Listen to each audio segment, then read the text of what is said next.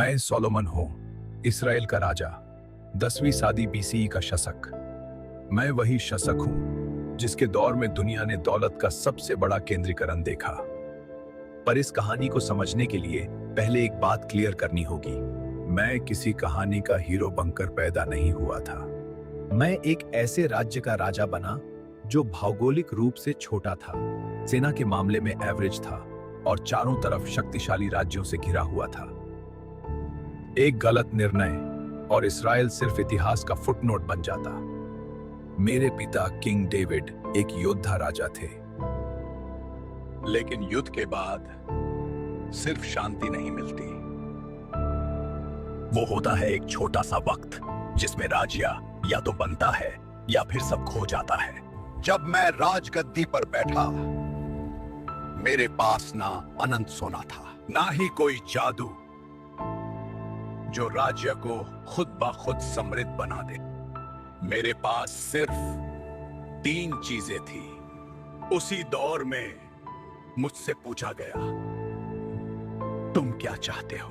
ज्यादा सेना, ज्यादा जमीन या ज्यादा दौलत? मैंने इन तीनों को छोड़ दिया। मैंने मांगी बुद्धि, क्योंकि अगर डिसीजन गलत होते तो सेना, जमीन और दौलत सब बेकार हो जाती। मेरे शासन का पहला इम्तिहान एक न्याय का मामला था। 2 औरतें एक बच्चे पर दावा कर रही थी। अगर मैं यहां गलत होता तो मेरा राज यहीं कमजोर हो जाता। मैंने बल का इस्तेमाल नहीं किया, मैंने मनोविज्ञान का इस्तेमाल किया।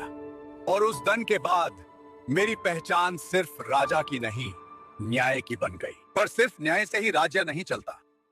राज्य को चलाने के लिए और चीजें भी चाहिए होती हैं। राज्य को पैसा चाहिए होता है। बिना पैसों के कोई भी व्यवस्था टिक नहीं सकती। और पैसा सिर्फ खेतों या लूट से नहीं आता। असली दौलत व्यवस्था से आती है। इसलिए मैंने अपने राज्य को ध्यान से मैप पर देखा, हर सीमा, हर रास्ते को समझा। इजराइल एशिया, अफ्रीका और यूरोप के बीच एक नेचुरल कॉरिडोर पर बैठा था। ये सिर्फ जगह नहीं, मौका था। जो इस कॉरिडोर को कंट्रोल करता है वो दुनिया को कंट्रोल करता है। इसलिए मैंने युद्ध से ज्यादा ध्यान व्यापार पर दिया, क्योंकि व्यापार राज्यों को जोड़ता है। मैंने ट्रेड रूट्स को रेगुलेट किया। हर गुजरते कदम के साथ राज्य मजबूत होता गया। मैंने सड़कें बनवाई, भंडार गृह बनवाए। ये खर्चा नहीं, भविष्य का निवेश था। फोर्टिफाइड शहर बनवाए जहां व्यापार सुरक्षित रहे और राज्य स्थिर बना रहे। व्यापार बढ़ने लगा। सोना, चांदी और कीमती वस्तुओं का प्रवाह शुरू हो गया। मेरा खजाना भर रहा था, पर हर सिक्का जिम्मेदारी भी लेकर आता है। दौलत का मतलब सिर्फ शान नहीं होता, दौलत का मतलब नियंत्रण होता है। इसी सोच के साथ मैंने एक सपना देखा, एक ऐसा मंदिर जो राज्य से भी बड़ा हो। मंदिर का निर्माण शुरू हुआ। हजारों लोग, सालों की मेहनत। यह सिर्फ भगवान का घर नहीं था, यह मेरे राज्य की पहचान बन रहा था। मेरी चर्चा दूर दूर तक पहुंच चुकी थी। राज्य सिर्फ सीमाओं तक सीमित नहीं रहता। लोग मेरी दौलत नहीं, मेरी बुद्धि देखना चाहते थे। सवाल लेकर आते थे। उनमें से एक थी शेबा की रानी, जिसने मेरी परीक्षा लेने का फैसला किया। तुमने सवाल पूछे, कठिन और गहरे, और मैंने सबके जवाब दिए। जब मंदिर पूरा हुआ तो पूरे क्षेत्र को एक संदेश चला गया।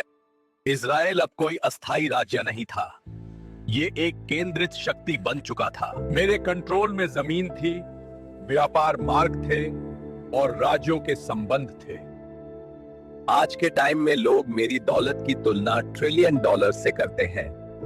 ये संख्या नंबर से ज्यादा मेरे समय के प्रभाव को दिखाती है। लेकिन यहीं से मेरी कहानी का सबसे मुश्किल हिस्सा शुरू होता है। जब राज लंबा चलता है तो भ्रम धीरे धीरे बढ़ने लगता है। हमने शांति के लिए ज्यादा समझौते किए और यहीं से संतुलन बिगड़ने लगा।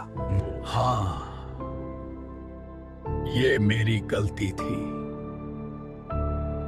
मेरी मृत्यु के बाद मेरा राज ज्यादा देर एक साथ नहीं रह पाया। मेरी बनाई हुई व्यवस्था मेरे बिना ज्यादा देर टिक नहीं पाई। राज्य दो हिस्सों में बंट गया, इजराइल और जुदा।